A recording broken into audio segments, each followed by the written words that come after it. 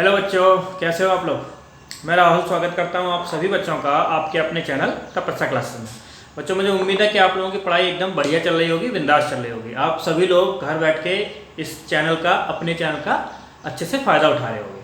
ठीक है, तो अभी कुछ ही दिन हुए हैं चैनल खुले हुए, लेकिन रेस्पॉन्स काफ़ी अच्छा मिला है आप लोगों की तरफ से। और मैं उम्मीद करता हूं कि आप सभी लोग अपने इस चैनल को और आगे तेज़ी से बढ़ाओगे, लाइक करोगे, सब्सक्राइब करोगे और जितने लोगों को शेयर कर सकते हो उतने लोगों को शेयर भी करोगे। ठीक है, आप लोग बस बने रहिए। सारी चीज़ें हम लोग, सारे डाउट, सारे चैप्टर सब कुछ तैयार करेंगे यहीं पे, वो भी समझ समझ के। आपको चिंता करने की कोई ज़रूरत नहीं है। ठीक है, तो आज हम लोग साइंस पढ़ेंगे। साइंस 9th क्लास का जो चैप्टर मैंने स्टार्ट किया था मोशन, उसकी मैंने 2 वीडियो डाल दी हैं। आज हम लोग उसी के आगे का पार्ट पढ़ेंगे, मोशन के आगे का पार्ट पढ़ेंगे।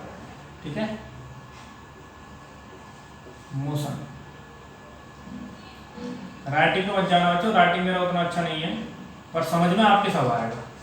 ठीक है, समझ में सब आएगा। पिछली बार जब हम लोगों ने मोशन पढ़ा था तो हम लोगों ने एक न्यूमेरिकल किया था ओडोमीटर वाला। ठीक है, याद है ना ओडोमीटर वाला। ये 2400 रीडिंग हो जाती है। ओडोमीटर की इनिशियल रीडिंग क्या थी, 2000 थी, फिर 2400 हो जाती है। तो कितनी डिस्टेंस तय कर लेगा वो, 2400 में से क्या कर दोगे, इसको माइनस कर दोगे तो कितना बचेगा, 400 किलोमीटर। ठीक है, और 400 किलोमीटर को वो कितने घंटे में करता था, 8 घंटे में, जितने भी घंटे में तो उसको जब आप डिवाइड करोगे ना तो अपने आप आ जाएगा 50 किलोमीटर पर आवर।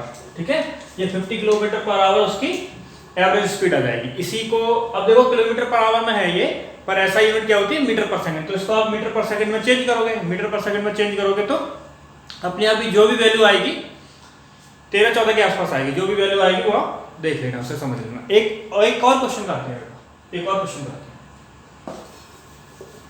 क्वेश्चन करना बहुत जरूरी है। अगर आपने कोई चीज, कोई कॉन्सेप्ट सीख लिया है तो उसका क्वेश्चन करना बहुत जरूरी है। क्वेश्चन करने से ही हमें प्रैक्टिकली पता चलता है कि कॉन्सेप्ट है क्या।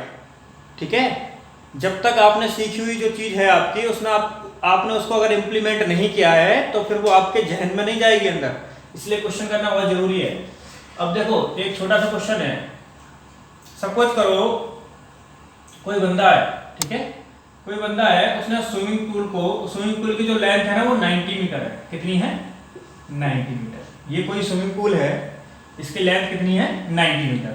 अब कोई बंदा है, वो इस स्विमिंग पूल में गया, 90 मीटर कवर किया, फिर वापस लौट के आया, 90 मीटर कवर करके फिर वापस लौट के आया अपनी इनिशियल पोजीशन पे। ठीक है, तो उसने टोटल डिस्टेंस कितनी कवर करी, टोटल डिस्टेंस 90 है और 90 है, तो टोटल डिस्टेंस कितनी कवर करी होगी उसने, टोटल डिस्टेंस कितनी कवर करी होगी उसने, 90 + 90 = 180। ठीक है, टोटल डिस्टेंस कितनी कवर करी होगी, 180। अब देखो, 90 किलोमीटर गया, 90 किलोमीटर लौट के आया। ठीक है, कुछ टाइम होगा, सपोज करो किसी भी टाइम में गया हो, मान लो 30 सेकंड में उसने ये सब काम किया है। कितने सेकंड में किया है, 30 सेकंड में। सपोज करो गया और वापस लौट के आया, कितने सेकंड में, 30 सेकंड में। टाइम कितना लिया इसने, 30 सेकंड। 30 सेकंड यहाँ दिख नहीं रहा है आपको, यहाँ देखो टाइम कितना लिया इसने, 30 सेकंड लिया।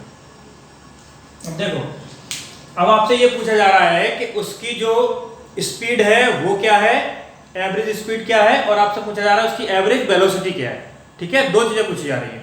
एक बंदा 90 मीटर गया स्विमिंग पूल में और वापस लौट के अपनी इनिशियल पोजीशन पे आ गया। आपको बताना है 30 सेकंड में, टाइम कितना लिया उसने, 30 सेकंड में। आपको बताना है कि उसकी एवरेज स्पीड क्या है और एवरेज वेलोसिटी क्या है। अब देखो, एवरेज स्पीड और एवरेज वेलोसिटी निकालने से पहले मुझे उसका डिस्टेंस और डिस्प्लेसमेंट निकालना पड़ेगा। ठीक है, क्योंकि एवरेज स्पीड के फॉर्मूले में क्या आता है, total distance upon total time, और एवरेज वेलोसिटी के फॉर्मूले में क्या आता है, total displacement upon total time. तो मुझे डिस्टेंस चाहिए और डिस्प्लेसमेंट चाहिए, तो डिस्टेंस तो मैंने ये निकाल ली। डिस्प्लेसमेंट क्या होगा, डिस्प्लेसमेंट मैंने आपको क्या बोला था, डिस्प्लेसमेंट होता क्या है, डिस्प्लेसमेंट होता है the minimum distance from initial position to final position. तो इसकी इनिशियल पोजीशन क्या थी, ये थी, और लौट के आ गया तो फाइनल पोजीशन क्या हो गई, यही हो गई। ठीक है, यहाँ गया और यहीं वापस लौट के आ गया, तो इनिशियल पोजीशन और फाइनल पोजीशन दोनों क्या हो गई, कोइंसाइड कर गई, मैच कर गई। तो टोटल डिस्प्लेसमेंट कितना हो जाएगा इसका, 0। डिस्प्लेसमेंट कितना हो जाएगा, 0। तो डिस्टेंस यहाँ पे 180 मीटर और डिस्प्लेसमेंट 0। अब देखो, अब मैं निकाल सकता हूं एवरेज स्पीड। एवरेज स्पीड कैसे निकालूंगा मैं? एवरेज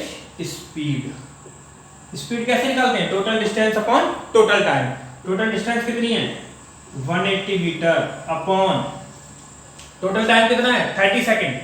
ठीक है, टाइम ये एनसीईआरटी का ही एग्जांपल है, ठीक है, उसमें टाइम कुछ भी दिया हो उससे कोई फर्क नहीं है आपको बस यहाँ समझना है। अगर 30 सेकेंड का टाइम है तो 30 सेकेंड डिवाइड करो, उसको 0 से 0 कट जाएंगे, 36 या 18, तो ये आ जाएगा 6 मीटर पर सेकेंड। क्या आ गया? 6 मीटर पर सेकेंड। अच्छा सुनो जरा, ये तो एवरेज स्पीड आ गई, मतलब ये 6 मीटर पर सेकेंड की स्पीड से चलता रहा होगा लगातार। 6 मीटर पर सेकेंड, 6 मीटर पर सेकेंड, लौट के आने तक 6 मीटर पर सेकेंड से ही चला हुआ। ठीक है, अब मैं बात करता हूं एवरेज वेलोसिटी की। एवरेज वेलोसिटी, तो एवरेज वेलोसिटी का फॉर्मूला क्या होता था बच्चों? Total displacement upon total time. तो टोटल डिस्प्लेसमेंट कितना है? 0। कितना है डिस्प्लेसमेंट? 0। तो total displacement upon total time. Displacement कितना है? टोटल 0। टाइम जो भी हो, ऊपर अगर 0 आ गया तो यहाँ पे क्वांटिटी क्या आ जाएगी? 0। तो एवरेज वेलोसिटी कितनी आ गई इसकी? 0। एवरेज स्पीड कितनी आ गई? 6 मीटर पर सेकेंड। आपको इस बारे में बिल्कुल भी कंफ्यूज नहीं होना है। कुछ लोग ये भी सोचते होंगे सर स्पीड और वेलोसिटी लगभग एक ही बात होती है, तो यहाँ पे 0 आ गई एवरेज वेलोसिटी, यहाँ पे एवरेज स्पीड 6 मीटर पर सेकंड आ गई। मैग्नीट्यूड में एक ही बात होती है। ठीक है, अगर मैं केवल मैग्नीट्यूड की बात कर रहा हूँ, जैसे ये आई है, ये 6 मीटर पर सेकंड, अगर मैं केवल इसकी बात कर रहा हूँ ना, इसकी मैग्नीट्यूड की बात, तो एक ही बात होती है। लेकिन जब कभी मैं डायरेक्शन की बात भी करता हूँ तो एक ही बात नहीं होती। तो वेलोसिटी में डायरेक्शन होती है और स्पीड में डायरेक्शन नहीं होती है, आप यहीं से समझ लो। अगर मैं वेलोसिटी की बात कर रहा हूं तो ये यहां गया, इस डायरेक्शन में गया 90 मीटर 90 मीटर और लौट के फिर उसी डायरेक्शन में 90 मीटर आ गया, तो ये 90 मीटर तब प्लस में गया जब मैं डायरेक्शन की बात कर रहा हूं तब, और ये फिर इधर 90 मीटर माइनस में चला गया। तो टोटल डिस्प्लेसमेंट क्या हो गया इसका? 0। तो डिस्प्लेसमेंट के हिसाब से तो जो एवरेज वेलोसिटी आएगी वो 0 ही तो आएगी, मतलब वो बिल्कुल नहीं चला, वो यहाँ के यहीं रहा ना, इस डायरेक्शन में गया इस डायरेक्शन में गया, तो एवरेज वेलोसिटी उसकी 0 आएगी, लेकिन एवरेज स्पीड 0 नहीं आएगी। ठीक है, अब देखो जरा, इसको आप लोग चाहो तो कर लेना। ये एनसीईआरटी का एग्जांपल है, उसमें शायद यहाँ पे टाइम 60 सेकंड ले रखा है। ठीक है, जो भी टाइम ले रखा हो, जो भी डिस्टेंस ले रखी हो, उससे कोई मतलब नहीं है। कैलकुलेशन आप लोगों को खुद करनी है, क्योंकि दुनिया के किसी भी एग्जाम में आपको कैलकुलेटर अलाउ नहीं करेगा, और मैं वहां पे आपके साथ मैं नहीं आऊंगा कि कैलकुलेशन आपकी करवा जाऊं, आंसर बता जाऊं, ऐसा नहीं है। आप लोगों को खुद कैलकुलेशन करनी है, खुद सीखना है। मैं आपको यहाँ पे कॉन्सेप्ट बता रहा हूँ, ठीक है, जो आपको कॉन्सेप्ट फॉलो करना है वो। इसको चाहो तो आप नोट कर लो, फिर हम आगे की बात करते हैं। अब देखो, स्पीड आ गई, एवरेज स्पीड या एवरेज वेलोसिटी। अब मैं एक बात आपको बताना चाह रहा हूं कि अगर कोई ऑब्जेक्ट मूव कर रहा है, अगर कोई ऑब्जेक्ट मूव कर रहा है, सुनना जरा, तो किसी न किसी वेलोसिटी या किसी न किसी स्पीड से कर रहा होगा ना, कुछ ना कुछ तो उसकी वेलोसिटी होगी। ठीक है, अब हो सकता है कि उसकी वेलोसिटी बढ़ रही हो, ठीक है, या उसकी वेलोसिटी घट रही हो। समझ रहे बात को? मैं कार चला रहा हूँ, बाइक चला रहा हूँ, तो मैं हमेशा एक ही स्पीड पे तो चलाता नहीं हूँ, मैं अपनी वेलोसिटी को बढ़ाता भी हूँ, वेलोसिटी को घटाता भी हूँ। ठीक है, घटती भी है, बढ़ती भी है। कभी कभी मैं तेजी से बढ़ाता हूँ, बहुत तेजी से मैं एक्सीलेटर दे देता हूँ तो बहुत तेजी से बढ़ती है मेरी स्पीड। कभी कभी मैं धीरे धीरे एक्सीलेटर खींचता हूँ तो धीरे धीरे बढ़ती है स्पीड। मतलब स्पीड के बढ़ने का और घटने का एक रेट होता है, रेट। स्पीड कितनी तेजी से बढ़ रही है या कितनी तेजी से घट रही है, इसको बोलते हैं रेट। ठीक है, ये जो आप एक्सीलरेटर देते हो ना बाइक पे, ये एक्सीलरेटर एक्सीलरेशन का काम करता है, एक्सीलरेशन। इसी स्पीड के बढ़ने और घटने का जो रेट होता है उसको बोलते हैं हम एक्सीलरेशन। इसी से एक टर्म निकल के आता है, इसी से एक वर्ड निकल के आता है, दैट इज द एक्सीलरेशन। तो एक्सीलरेशन की सिंपल डेफिनेशन है, the rate of change of velocity is known as the acceleration. Velocity के चेंज होने का जो रेट होता है, मतलब कितनी तेजी से बढ़ रही है या कितनी धीरे धीरे बढ़ रही है, कितनी तेजी से घट रही है, वही उसी को बोलते हैं रेट। वो जो रेट होता है वेलोसिटी के बढ़ने का या घटने का, that is known as the acceleration. तो एक्सीलरेशन को क्या बोलेंगे हम? The rate of change of acceleration. Acceleration, ठीक है। एक्सीलरेशन को नोट करते हैं स्मॉल ए से। मैंने क्या बोला आपको? एक्सीलरेशन होता क्या है? The rate of change of velocity is known as the acceleration. ये तो आपके बुक में भी मिल जाएगा आपको। The rate of change of velocity is known as acceleration, is known as acceleration, ठीक है। देखो फॉर्मूला क्या आ जाएगा? acceleration equal to change in velocity, change in velocity upon time, change in velocity upon time, ठीक है। अब देखो चेंज इन वेलोसिटी का मतलब क्या है? अगर कोई बाइक या कोई कार है, सपोज करो ये कार ये चल रही है, इसकी अगर ये चल रही है तो इसकी कोई ना कोई इनिशियल वेलोसिटी होगी, जीरो भी हो सकती है। अगर इसने स्टार्ट किया है चलना तो इसकी स्टार्ट किया है चलना, खड़ी है अभी चलना स्टार्ट करेगी तो इसकी इनिशियल वेलोसिटी क्या होगी? जीरो। और चलते चलते जो स्पीड पे ये पहुंच जाएगी, जिस वेलोसिटी पे ये पहुंच जाएगी वो इसकी होगी इसकी फाइनल वेलोसिटी। और जितना टाइम लेगी ये फाइनल तक पहुंचने में वो होगा टाइम ड्यूरेशन, ठीक है। अब मान लो कोई ऑब्जेक्ट है, वो इनिशियली किसी स्पीड पे चल रहा है, किसी वेलोसिटी पे चल रहा है, ठीक है। चलते चलते उसने क्या किया? अपनी स्पीड को, वेलोसिटी को बढ़ाया, ठीक है। उसने अपनी वेलोसिटी को बढ़ाया मतलब एक्सेलरेट किया। जब आप एक्सेलरेट करोगे तभी वेलोसिटी बढ़ेगी। तो जब उसने अपनी वेलोसिटी को बढ़ाया तो फाइनल वेलोसिटी बढ़ के कुछ ना कुछ हो जाएगी। अब वो जो टाइम इनिशियल से फाइनल तक का जो टाइम है दैट इज द टी। तो मैं ऐसे बोल सकता हूं आपको चेंज इन वेलोसिटी का मतलब क्या होगा?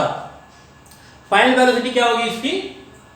फाइनल वेलोसिटी को मान लो, सपोज करो मैं v मान लेता हूं, फाइनल वेलोसिटी को क्या मान लेता हूं? v, और इनिशियल वेलोसिटी को मान लेता हूं t। तो चेंज इन वेलोसिटी क्या हो जाएगी? Final minus initial. चेंज इसी को तो कहते हैं final quantity minus initial quantity, उसको बोलते हैं हम चेंज, ठीक है। किसी भी चीज में चेंज, फाइनल माइनस इनिशियल। तो ये वो फाइनल वेलोसिटी है जो एक्सेलरेट करने के बाद आई है, ये वो इनिशियल वेलोसिटी है जो शुरुआत में थी, ये जीरो भी हो सकती है। मैंने अभी भी बताया था अगर चलना शुरू कर रहा है ऑब्जेक्ट तो ये जीरो भी हो सकती है, ठीक है। अपॉन टाइम, अपॉन टाइम, ठीक है। तो final velocity minus initial velocity upon time is known as the acceleration. Acceleration का ये सिंपल सा फॉर्मूला होता है, इक्वल टू क्या होता है? v minus u upon t,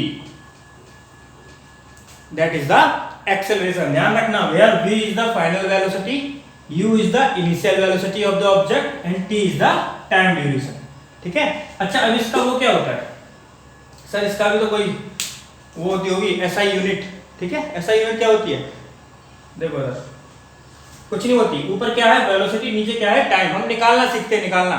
वैसे तो मीटर पर सेकंड स्क्वायर होती है, ठीक है, पर आएगी कैसे वो देखो। ऊपर क्या है? वेलोसिटी, ठीक है। देखो ये चेंज है, velocity initial final minus initial करके भी तो जो चेंज आएगा वो भी वेलोसिटी होगी। तो वेलोसिटी अपॉन टाइम, ये मैं ऐसा यूनिट निकालने के लिए कर रहा हूं। और वेलोसिटी की क्या होती है ऐसा यूनिट? मीटर पर सेकंड, मीटर पर सेकंड होती है नहीं होती? इतना तो सिखाया आपने, मीटर पर सेकंड। और नीचे टाइम है, एक और टाइम, और टाइम की भी क्या होती है? सेकंड। तो ये क्या बन जाएगी? मीटर पर सेकंड स्क्वायर। क्या बन जाएगी? मीटर पर सेकंड स्क्वायर। और मैंने एक बात आपको फिर बताई थी कि अगर नीचे कोई क्वांटिटी हो उसको ऊपर ले जाएं तो उसकी जो पावर होती है वो माइनस में हो जाती है। कई बार बताइए मैंने, नंबर सिस्टम में बताइए आपको, देखना मेरी नंबर सिस्टम वाली वीडियो। तो ये नीचे पावर इसकी कितनी है? 2। अगर मैं सेकंड को ऊपर ले जाता हूं तो उसकी पावर बन जाएगी -2। तो इसको ऐसे भी लिख सकते हैं, मीटर सेकंड माइनस, ठीक है। ये और ये एक ही बात है, कुछ भी लिख लो। इतनी बात समझ में आई? तो जो rate of change of velocity होता है दैट इज द एक्सेलरेशन, ठीक है। अब एक बात समझो, पहले एक बात समझो उसके बाद क्वेश्चन करते हैं, या फिर क्वेश्चन करते करते मैं वो बात आपको समझाता हूं, ठीक है। क्वेश्चन करते करते समझाता हूं। एक्सेलरेशन ऑफ, एक न्यूमेरिकल करते हैं फिर समझाते हैं, ठीक है। एक न्यूमेरिकल करते हैं। अच्छा एक्सेलरेशन भी ना दो तरह के होते हैं, ये समझ लो, ये छोटी सी बात है, इसको समझ लो। एक जैसे यूनिफॉर्म मोशन और नॉन यूनिफॉर्म मोशन था ना, ऐसे यूनिफॉर्म एक्सीलरेशन और non uniform acceleration, non uniform acceleration. ठीक है, दो तरह के होते हैं। अब यूनिफॉर्म एक्सेलरेशन क्या होता है और नॉन यूनिफॉर्म क्या होता है उसको समझना जरा। जब किसी ऑब्जेक्ट की स्पीड सेम रेट से बढ़ रही है, ठीक है, सेम रेट से बढ़ रही है, एक ही रेट से, जैसे मैंने एक्सीलरेटर को खींचा और एक जगह लाकर रोक दिया, अब मैं ना उसको बढ़ा रहा हूं ना घटा रहा हूं, तो वो होता है यूनिफॉर्म एक्सेलरेशन। अब वो जो स्पीड बढ़ रही होगी वो सेम रेट से बढ़ रही होगी, ठीक है, सेम रेट से। बात समझ में आ रही है? और अगर उसको बोलते हैं हम यूनिफॉर्म एक्सेलरेशन। जब सेम रेट से वेलोसिटी बढ़ती है तो उसको बोलते हैं यूनिफॉर्म एक्सेलरेशन।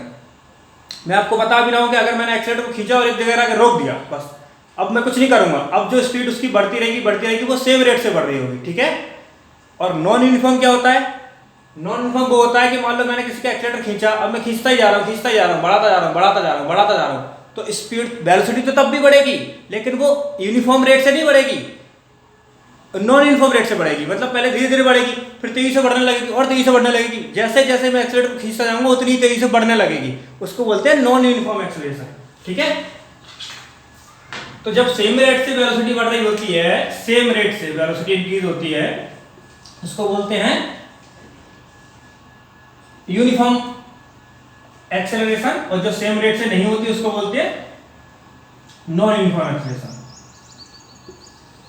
डिफरेंट रेट से होती है, ठीक है। अब आप लोग सोचोगे इसके एग्जांपल, तो एग्जांपल देखो मैं आपको बताता हूं। आपने जी सुना, g acceleration due to gravity, small g. Example क्या है? स्मॉल जी, ये होता है एक्सेलरेशन ड्यू टू ग्रेविटी। इसको क्या बोलते हैं?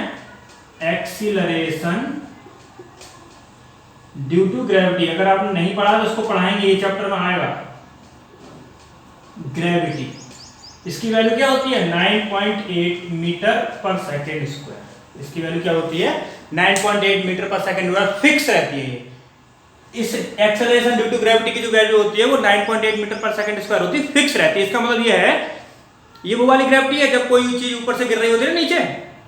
जब किसी ऑब्जेक्ट को मैं किसी हाइट से नीचे गिराता हूं तो उसकी जो वेलोसिटी होती है वो बढ़ती रहती है, लेकिन वो हर बार इसी रेट से बढ़ती है, कांस्टेंट रेट से बढ़ती है, ठीक है, सेम रेट से बढ़ती है, तो वो होती है यूनिफॉर्म एक्सेलरेशन, ठीक है। हर बार 9.8 मीटर पर सेकंड स्क्वायर के जो रेट है उसी से बढ़ेगी। नॉन यूनिफॉर्म का एग्जांपल सिंपली, जब हम रोड पे कोई गाड़ी चलाते हैं, व्हीकल, कार, ठीक है, कार हो गया, बाइक हो गई, जब हम कभी रोड पे गाड़ी चलाते हैं तो हम कोई सेम रेट से थोड़ी बढ़ाते हैं गाड़ी। कभी जब हमारा मन होता है एक्सीलरेटर ज़्यादा दे देते हैं, जब हमारा मन होता है कम दे देते हैं, वो डिफरेंट रेट होता है, ठीक है। तो वो नॉन यूनिफॉर्म एक्सेलरेशन है। अब एक क्वेश्चन करते हैं, क्वेश्चन, इसको चाहो तो आप देख लेना, क्वेश्चन करो।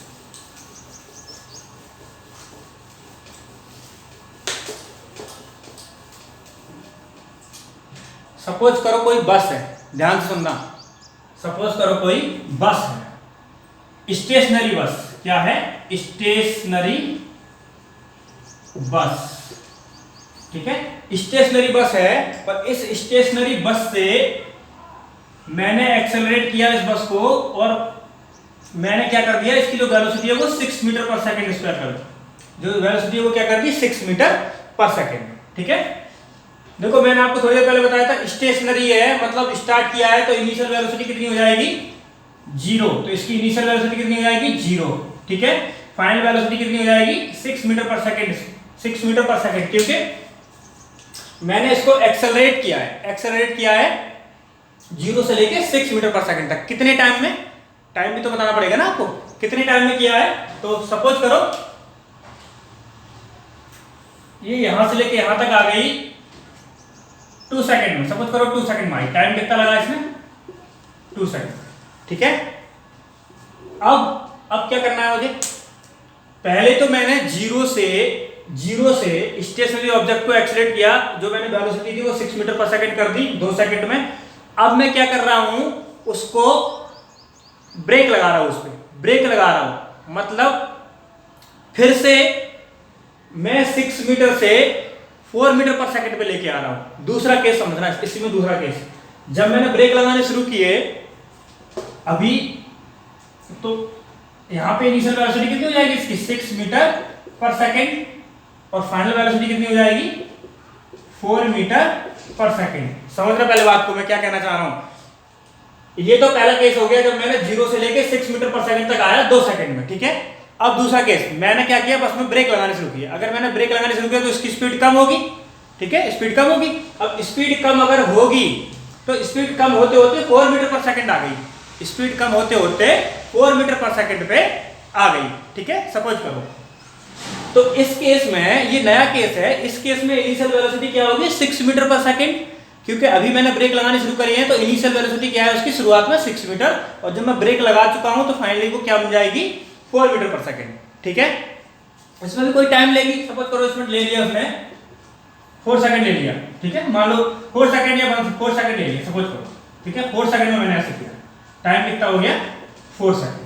अब मुझे इसमें भी एक्सेलरेशन बताना है और इसमें भी एक्सेलरेशन बताना है, ठीक है।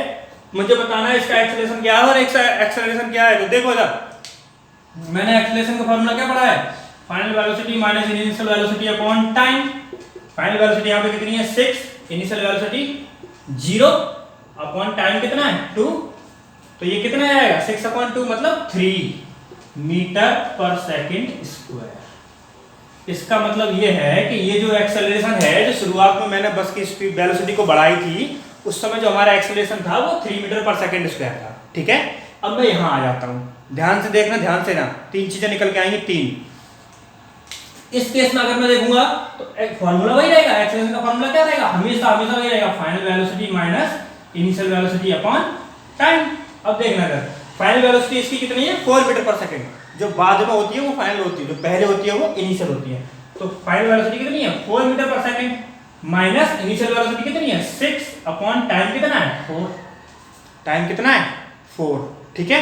अब देखो ना इसमें एक्सेलरेशन क्या आ जाएगा, देखो 4 माइनस 6, छोटी क्वांटिटी में से बड़ी वाली क्वांटिटी माइनस कर रहे हैं तो माइनस में आता है नंबर, ठीक है, इतना पता होगा आपको। जो नंबर बड़ा होता है उसी का साइन आता है, तो ये आएगा -2 अपॉन 4 इक्वल टू क्या आ जाएगा, ये नहीं जाएगा तो 0.5 मीटर पर सेकंड स्क्वायर, लेकिन माइनस में आएगा, माइनस में आएगा, किस में आएगा माइनस में। अच्छा इसका क्या मतलब है, इसका क्या मतलब है, ये तो प्लस में आया, ये माइनस में आया, तो इसका क्या मतलब है, तो समझ लो यार, ये माइनस में इसलिए आया है क्योंकि ये नेगेटिव एक्सेलरेशन है। जब भी कभी मैं किसी ऑब्जेक्ट पे ब्रेक लगा रहा हूं तो वो ऑब्जेक्ट रुकेगा, रुकेगा मतलब वो नेगेटिव एक्सेलरेशन होगा, तभी उसकी स्पीड कम होगी। नेगेटिव एक्सेलरेशन को रिटार्डेशन भी बोलते हैं, नेगेटिव एक्सेलरेशन को हम लोग क्या बोलते हैं रिटार्डेशन। तो ये अपने आप में रिटार्डेशन है, ये ध्यान रखना, this is also known as the retardation, retardation, ठीक है। तो देखो इसमें स्पीड क्या हो रही है, कम हो रही है, स्पीड कम हो रही है, इसका मतलब वो एक्सेलरेशन अपने आप ही नेगेटिव आएगा। आपको तो फॉर्मूला यूज करना है बस, फाइनल माइनस इनिशियल। अगर एक्सेलरेशन नेगेटिव होगा तो खुद ही नेगेटिव साइन में आ जाएगा, पॉजिटिव होगा तो अपने आप ही पॉजिटिव एक्सेलरेशन आएगा। बस इतना ध्यान रखना है, नेगेटिव एक्सेलरेशन का मतलब ये होता है कि आपकी जो वेलोसिटी है वो कम हो रही है, कम हो रही है, ठीक है। और पॉजिटिव एक्सेलरेशन का मतलब क्या होता है, आपकी जो वेलोसिटी है वो बढ़ रही है। देखो यहाँ पे पॉजिटिव एक्सेलरेशन था, वेलोसिटी बढ़ी थी 0 से लेके 6 मीटर पर सेकंड हो गई। यहाँ नेगेटिव एक्सेलरेशन है, वेलोसिटी घटी है 6 से लेके 4 पे आ गई है। तो नेगेटिव एक्सेलरेशन का मतलब होता है वेलोसिटी का घटना, और पॉजिटिव एक्सेलरेशन का मतलब होता है वेलोसिटी का बढ़ना। एक और चीज होती है जीरो एक्सेलरेशन। जीरो एक्सेलरेशन क्या मतलब होता है ये कर लेना आप, ठीक है, ये भी आपके एनसीईआरटी क्वेश्चन है, वो अलग बात है। इसका टाइम वगैरह मैंने कुछ और ले लिया है, डजंट मैटर। मैं आपको बार बार बोल रहा हूँ, आपको कॉन्सेप्ट सीखना है, ठीक है। कैलकुलेशन आपको खुद करनी है, कॉन्सेप्ट सीखना है। मैंने क्या ली है वैल्यू, उससे आपको कोई खास मतलब नहीं है, क्योंकि क्वेश्चन तो आपको बहुत मिलेंगे, अलग अलग क्वेश्चन मिलेंगे, सब करने सीखने हमें। तो नेगेटिव हो गया, पॉजिटिव हो गया। एक और बात होती है, इसको पॉज करके आप लोग कर लेना। मैं आपको बता रहा हूँ, अगर जीरो हो तो, जीरो एक्सेलरेशन हो तो, अगर एक्सेलरेशन का मतलब जीरो, जीरो एक्सेलरेशन, ठीक है, मतलब ना पॉजिटिव हो ना नेगेटिव हो, तो समझो सर जीरो एक्सेलरेशन का मतलब होता है कि जो वेलोसिटी है वो कांस्टेंट रहेगी, ना तो बढ़ेगी ना घटेगी, ठीक है। एक्सेलरेशन पॉजिटिव होता है वेलोसिटी बढ़ती है, एक्सेलरेशन नेगेटिव होता है वेलोसिटी घटती है। एक्सेलरेशन अगर जीरो है इसका मतलब ये नहीं है कि वेलोसिटी जीरो है। एक्सेलरेशन जीरो होने का मतलब होता है वेलोसिटी कांस्टेंट है, वेलोसिटी ना बढ़ रही है ना घट रही है। एक्सेलरेशन जीरो, जीरो का मतलब समझ रहे हो ना, वेलोसिटी कांस्टेंट है, उस केस में वेलोसिटी ना बढ़ेगी ना घटेगी। ठीक है, तो एक्सेलरेशन जीरो होने का मतलब ये बिल्कुल नहीं होता है कि वेलोसिटी जीरो है। ध्यान रखना, अभी जब मैं एग्जांपल लूंगा तब आपको और समझ में आएगा। एक्सेलरेशन जीरो होने का मतलब होता है वेलोसिटी कांस्टेंट है। ठीक है, वो मतलब 25 किलोमीटर पर आवर से चल रही है तो 25 किलोमीटर पर आवर से ही चलती रहेगी वो गाड़ी कार जो भी, ना घटेगी ना बढ़ेगी, उसको बोलते हैं जीरो एक्सेलरेशन। पॉजिटिव होगा तो बढ़ेगी, नेगेटिव होगा तो घटेगी। ठीक है, इतनी बात समझ में आई। इसके बाद हम लोग ग्राफिकल मेथड को समझेंगे। ग्राफ से भी हम ये क्वेश्चन सॉल्व कर सकते हैं, डिस्टेंस, डिस्प्लेसमेंट और ये एक्सेलरेशन वगैरह, तो वो हम नेक्स्ट वीडियो में पढ़ेंगे। आज के लिए इतना ही। और आप लोगों की समझ में आ रहा हो तो प्लीज़ आप लोग ये अपने दोस्तों को ज़्यादा से ज़्यादा शेयर करो, लाइक करो, सब्सक्राइब करो, और उनको बोलो पढ़ें समझें। और आप लोगों से रिक्वेस्ट भी है कि लॉकडाउन है, स्कूल नहीं खुले, कोई बात नहीं है, आप मेरी वीडियो देखिए और एनसीईआरटी के प्रॉब्लम्स करिए, किसी और बुक के भी प्रॉब्लम्स करिए, आपको समझ में आएगा, सब कुछ समझ में आएगा। और फिर भी अगर कोई दिक्कत आए, डाउट आए, तो मैं हूँ यहाँ पे, मैं हूँ। आप मुझे कमेंट बॉक्स में एक बार लिख दीजिएगा, मैं आपको उस पर अगली वीडियो में आके सारे डाउट आपके क्लियर करूँगा। ठीक है, तो आज के लिए इतना ही। Thank you so much, take care बच्चों।